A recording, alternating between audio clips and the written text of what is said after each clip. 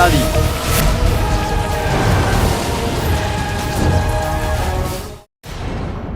আলী সাহেব, দরজা খুলুন। আলী সাহেব, দরজাটা খুলুন। জিনু, এই সময়?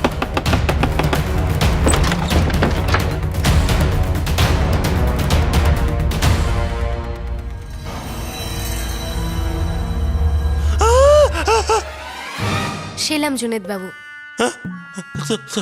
সালাম সালাম।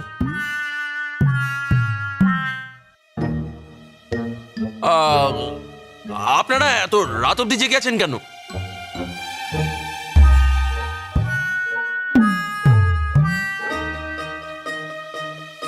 আপনিও তো জেগেই আছেন জুনেদ বাবু। আমি হ্যাঁ।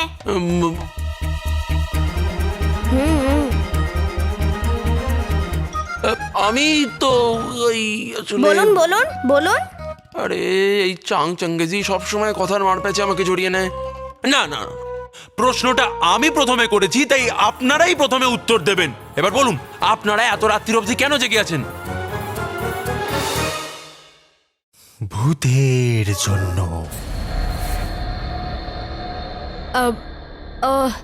আসলে জুনেদ বাবু, আমরা একে অপরকে ভূতের গল্প বলছিলাম। এটা তো আমরা প্রায়ই করে থাকি। আচ্ছা, আপনার পছন্দের ভূত কোনটা? পছন্দের ভূত? স্কন্ধকাটা নাকি মামদভূত? মামদভূত?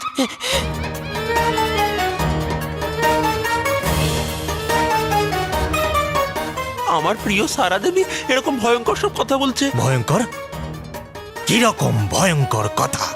আরে ওই না, এইসব ছাড়ো, প্রথমে এইটা বলো, চাদর ঢাকা দিয়ে কে আছে?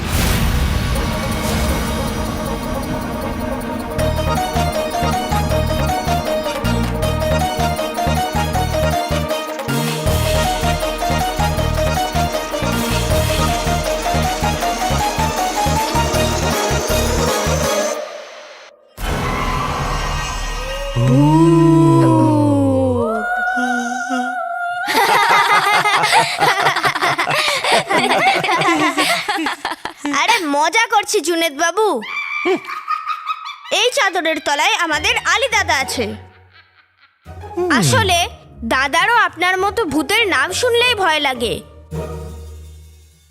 তাই চাদরের তলায় লুকিয়ে পড়েছে। না, প্রথমত আমি কিছুতে ভয় পাই না, আর তারপর ভূত ভূত ভূত!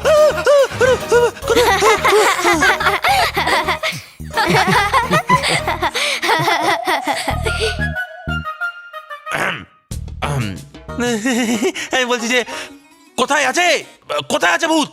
ডাকো, আমি এসবে ভয় পাই না।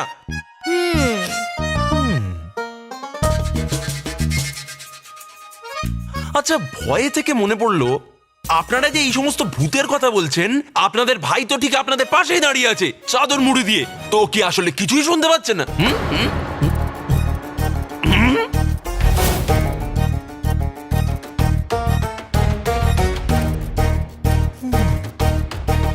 জুনেদ বাবু, আমাদের আলী দাদা মনে করে যেখানে ভূতের গল্প বলা হয় সেখানে ভূতেরাও থাকে।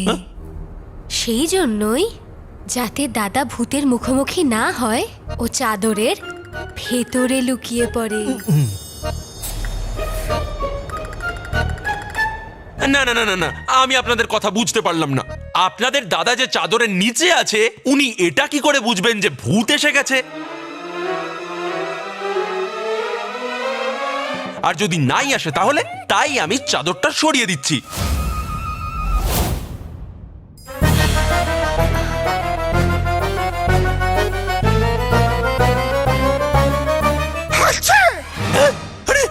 কে হাঁচলো? আরে কোথা থেকে আওয়াজ হলো? কে হাঁচলো? আরে কোথা থেকে আওয়াজ হলো? আমি হাসলাম। সন্দেহের বাদশা জুনেদ মহাশয়। আচ্ছু! ইনি হেঁচেছিলেন।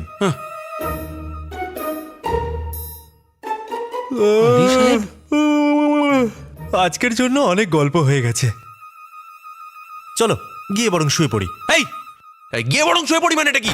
তোমরা কি আমার কোলে শোবে নাকি? তোমরা নিজেদের ঘরে শো, আমি আমার নিজের ঘরে শোবো। বোকা কোথাকার। গিয়ে শুয়ে পড়ি।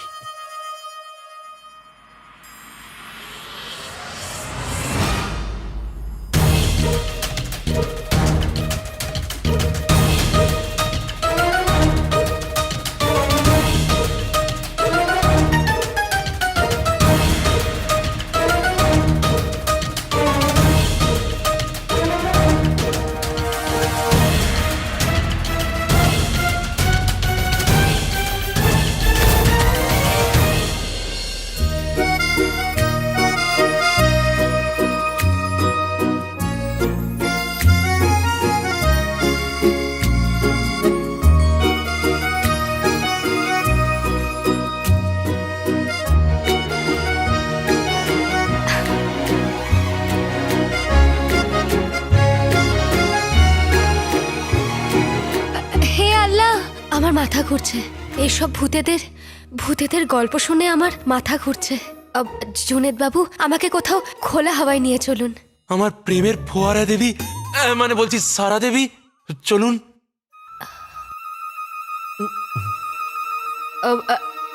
এই ভয় ভয় বেঁচে থাকাটাও কোনো জীবন নাকি জুনেদ বাবু? আমার মাথা ঘোরা সব ঠিক হয়ে গেছে, আমি একদম ঠিক হয়ে গেছি। কিন্তু কিন্তু কিছু নয় জুনেদ বাবু। আপনি স্বপ্নের পাখনা লাগিয়ে ঘুমের আকাশে উড়ে যান জুনেদ বাবু, যান, উড়ে যান।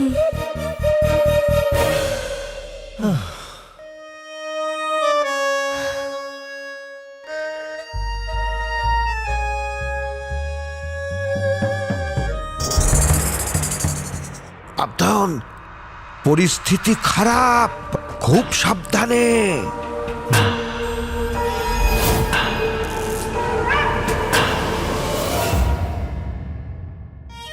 হে আল্লাহ, এই প্রদীপটা লাগালে তো আমি দিনের বেলাও চাঁদের মতো দেখাবো।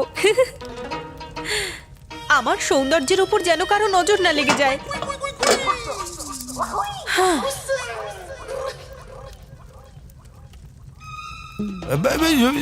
এই বেগম, বেগম, কি আয়নাটা নিচে রেখে দাও। কেন? তুমি যখন এটা সামনে আসো তখন মনে হয় তুমি একটার জায়গায় দুটো হয়ে গেছো, আর তখন আমার সারা শরীর কাঁপে। সোনার অসফির দিব্যি, এই পেকাটির মতো চেহারায় আত্মা আছে, প্রাণ আছে, আবার এত বড় একটা লম্বা জীবও আছে। জীব টেনে ছিঁড়ে ফেলে দেবো। চুপ করো। আরে বেগম, কিন্তু তুমি এই আয়নাটা আনলে কেন?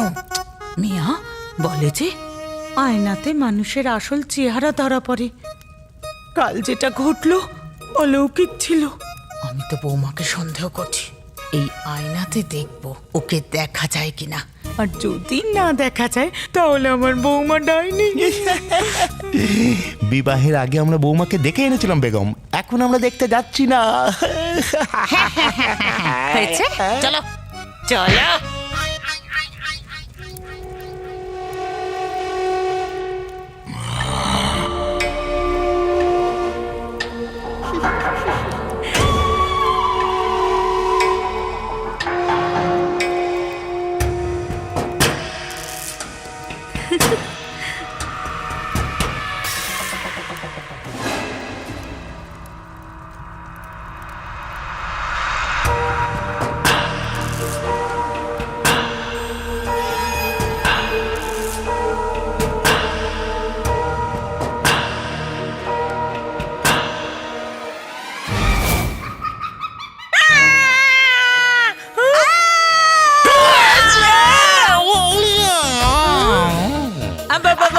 ওর ঘাড় মটকাও, আমাকে ছেড়ে দাও।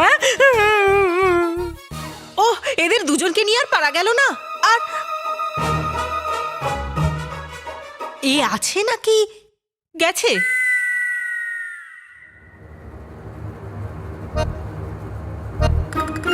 বাবা, বাবা,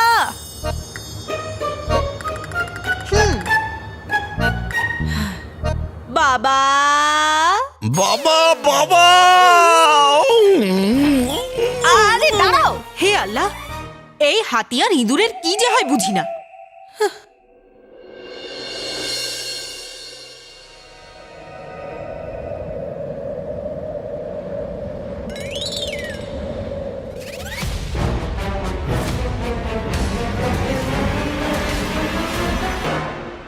যে নিজেকেই সামলাতে পারে না আর তলোয়ার দিয়ে ভূত ধরতে গেছে। একে তো আমি আলাদিনের ভূত না হয়েই ভয় পাওয়াতে পারি।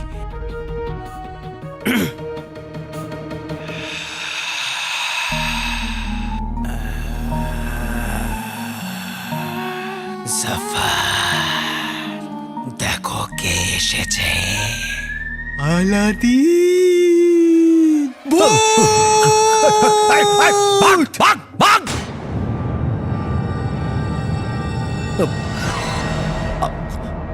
আলাদিন,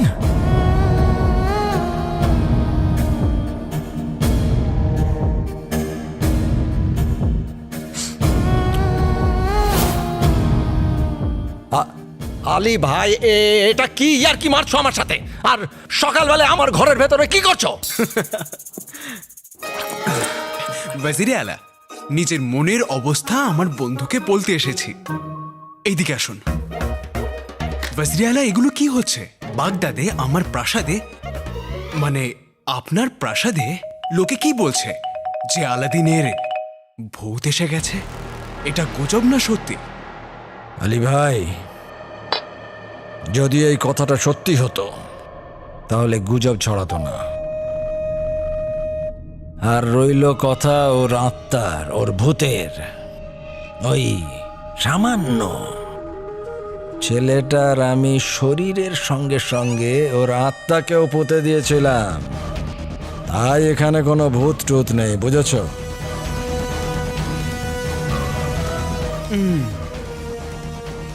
ঠিক আছে। আমায় ক্ষমা করবেন আকা, কিন্তু আমি প্রাসাদটায় ভালো করে টহল মেরেছি, কিন্তু আলাদিনের ভূত আমি দেখতে পাইনি। আকা, আমি প্রাসাদের উপর তলে উঠে দেখেছি, নিচে নেমে দেখে। আকা, আপনি আপনার এই বড় বড় চোখে আমাকে কি, মানে আমি বুঝতে পারছি না। আকা, আপনি সম্ভবত ভুলে যাচ্ছেন, সেই আলাদিনের ভূত এসেছিল, আপনি ভয় পেয়ে গেছিলেন, করছিলেন। মনে পড়েছে? হ্যাঁ, আমার মনে পড়েছে। ইয়েমান থেকে যে সমস্ত শ্রমিকরা এসেছিল এই সোনার মিনারে, তারা সবাই পালিয়ে গেছে, বলছে আমরা আর আসবো না। থামলে কেন? আরো বলো। মাশাআল্লাহ, আজ আপনার কাছে আমার কথাগুলো রসগোল্লার মতো মিষ্টি লাগছে, যে খেয়ে খেয়েও মন ভরছে না।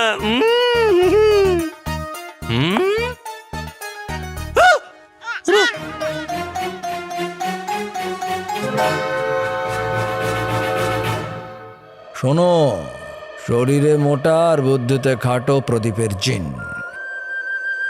আর আলী ভাই, তুমি কিছুক্ষণ পরে আমার ঘরে এসো।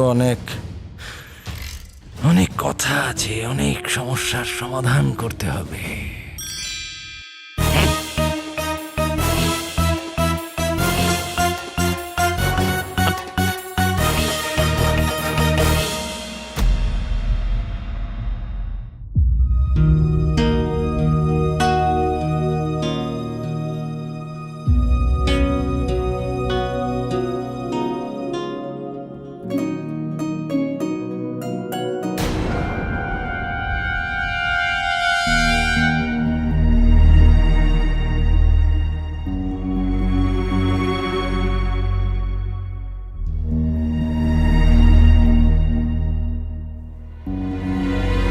কি হয়েছে?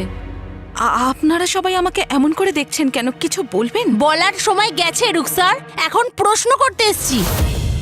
তুমি আর তোমার পরিবার মিলে সবার শত্রু কেন হয়ে উঠছো? এটা তুমি কি বলছো সাইমা? সাইমা ঠিক বলেছে। এত সরলতা দেখিও না। তুমি কি জানো না তোমার ছেলের ভূত সারা শহরকে অতিষ্ঠ করে তুলেছে?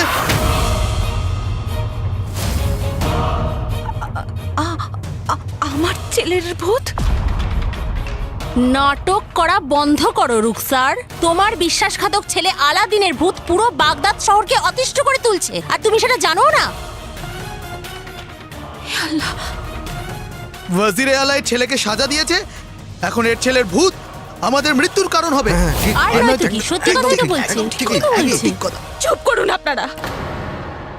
আমার ছেলে একটা নিরীহ সৎ ছেলে ছিল। যখন সে জীবিত ছিল তখনও পৃথিবীর সব থেকে ভালো ছেলে ছিল। তুমি বললেই সত্যিটা মিথ্যা হয়ে যাবে না। আর তোমার ছেলের ভূত যদি কাউকে কোনো ক্ষতি করে তাহলে দেখে নিও, ভালো হবে না কিন্তু। ঠিক বলেছো, ভালো হবে না কিন্তু। ঠিক, চলো সবাই, চলো।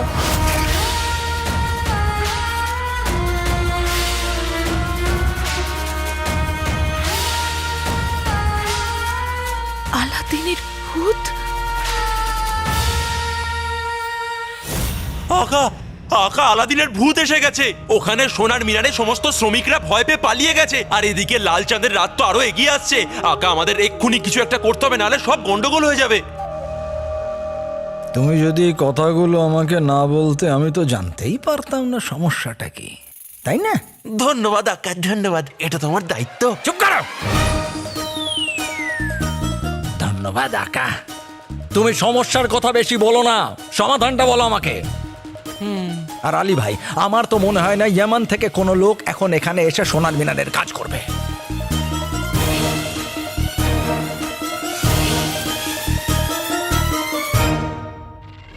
এটাই তো আমি চেয়েছিলাম, যে সোনার মিনারের কাজ আটকে থাকুক আর লাল চাঁদের রাত ভালোই ভালোই কেটে যাক।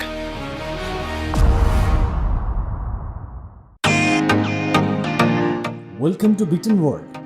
How may I assist you? নতুন ফ্ল্যাটের জন্য একটা স্ট্যান্ড ফ্যান আর কুলার নেব। এই পচা গরম থেকে একটু স্বস্তি চাই। বাজার চলতে সব ব্র্যান্ড আর ভরসাযোগ্য নয়। তার জন্য তো আমাদের ফ্যান আছে, all purpose bullet table fan, ceiling fan. আমাদের সিলিং ফ্যান কিন্তু 30 মাসের ওয়ারেন্টি সহ পাওয়া যায়। আছে ফারাটা 2 বছরের ওয়ারেন্টি, 17 থেকে 20 মিটার এয়ার ফ্লো, মধ্যবিত্তের সাধ্যের মধ্যে একমাত্র ভরসাযোগ্য ব্র্যান্ড বিটেন। আমাদের কুলারের কিন্তু অনেক range, 45 litres, 50 litres, 70 litres, 90 litres, 110 litres. Honeycomb সহযোগে বিটেনের সব কুলারের ওয়ারেন্টি 1 বছর। চেনা হাওয়ায় অচেনা অনুভূতির জন্য একমাত্র আদর্শ বিটেন। গরমে স্বস্তি পেতে বিটেনের ফ্যান হোক বা কুলার আজই আনুন বাড়িতে। Beaten, digitally yours.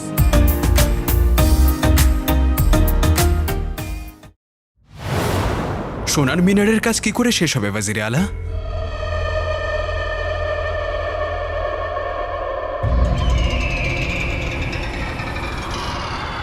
একটা রাস্তা আছে। হতে পারে ইয়েমানের লোক এখানে কাজ করতে চাইছে না ভূতের ভয়ে, কিন্তু আমার প্রিয় বাগদাদের জনগণ কবে কাজে লাগবে?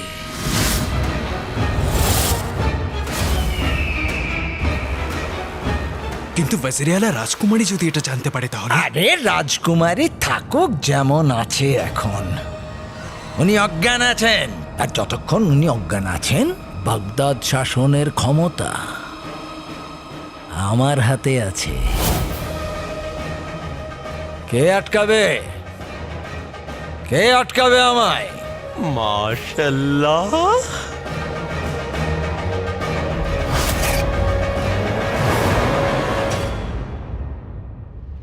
কি হলো আলী ভাই? মনে হচ্ছে তুমি আমার বুদ্ধির কাছে হেরে গেছো।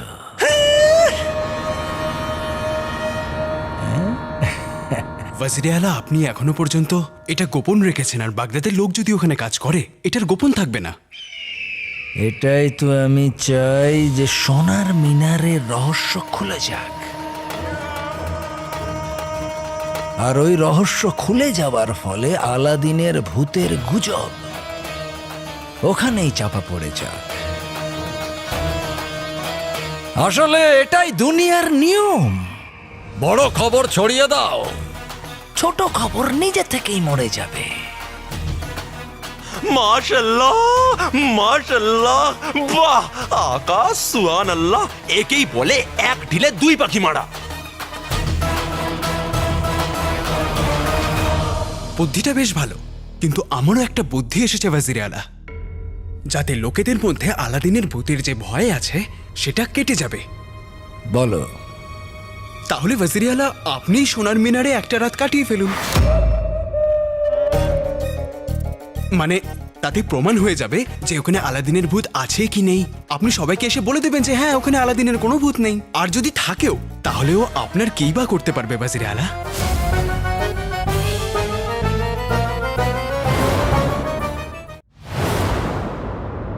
আরে আরে কি কথা বলছো তুমি? যা খুশি বলছো, যেমন খুশি বলছো। দেখো দেখো, আমার মনে হয় সোনার মিনারে গিয়ে আমি বেকার আমার সময় নষ্ট করব, তাই এসব কথার কোনো দাম নেই, তাই না?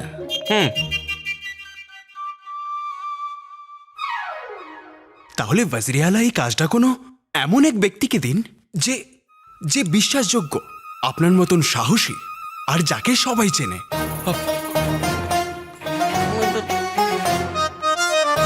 ওয়াজির আলা, সোনার মিনারের কাজ যদি আপনাকে আবার শুরু করাতে হয়, তাহলে কোনো সেপাইকে ওখানে প্রধান বানিয়ে পাঠান, যাতে জনগণের মনের ভিতরে যে ভয় আছে সেটা যেন কেটে যায়।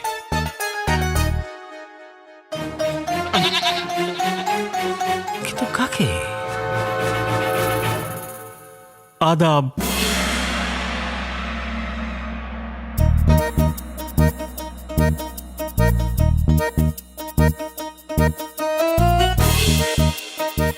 সুবেদার গুলবদন। আমি অভিনন্দন ভাই গুলবদন, সৌভাগ্য, মানে আমার দাদা তোমার কাছে দয়ার অবতার হয়ে এসেছেন। হ্যাঁ?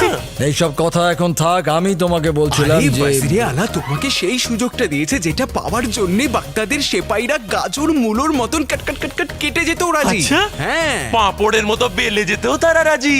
দেখো আমি প্রখর রোদের মধ্যে পুড়ে যেতেও রাজি। আরে চুপ করো তোমরা দুজনে। আরে দায়িত্ব দেবো আমি, নেবেও। তোমরা দুজনে মাঝখানে কথা বলছো। হ্যাঁ, চুপ থাকো।